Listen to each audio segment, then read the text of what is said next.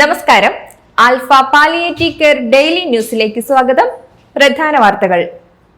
സംസ്ഥാനം മുഴുവൻ കാര്യക്ഷമമായ ആൽഫ പാലിയേറ്റീവ് കെയർ കേന്ദ്രങ്ങൾ സ്ഥാപിക്കുന്നതിനുള്ള പദ്ധതിയായ കമ്പാഷനേറ്റ് കേരളം വിഷൻ 2030യുടെ രണ്ടാം ഘട്ട പ്രചരണ പരിപാടികൾ തുടങ്ങുന്നു.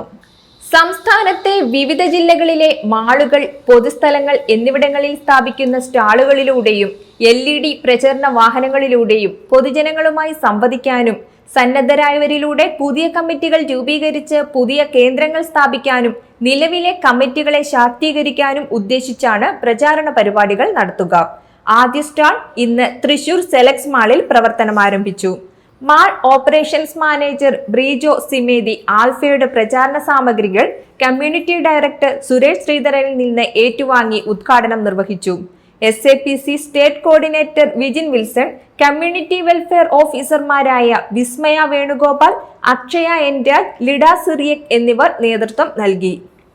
Alpha patient care sponsorship campaign കൂപ്പണുകൾ എടത്തുരുത്തി സെന്ററിന് വിതരണം ചെയ്തു.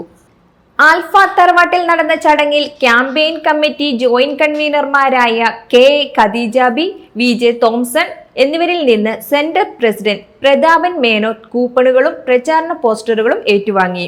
കമ്മിറ്റി അംഗം Ramachandran Palliyil, community director Suresh Sreedharan, senior community development officer Fabin baby, Simmy തുടങ്ങിയവർ പങ്കെടുത്തു.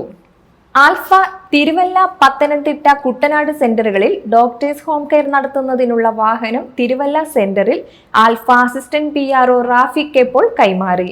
തിരുവല്ല സെന്ററിൽ നടന്ന ചടങ്ങിൽ Pathanamthitta community development officer Ebin Mathew Sam വാഹനത്തിന്റെ താക്കോൽ ഏറ്റുവാങ്ങി.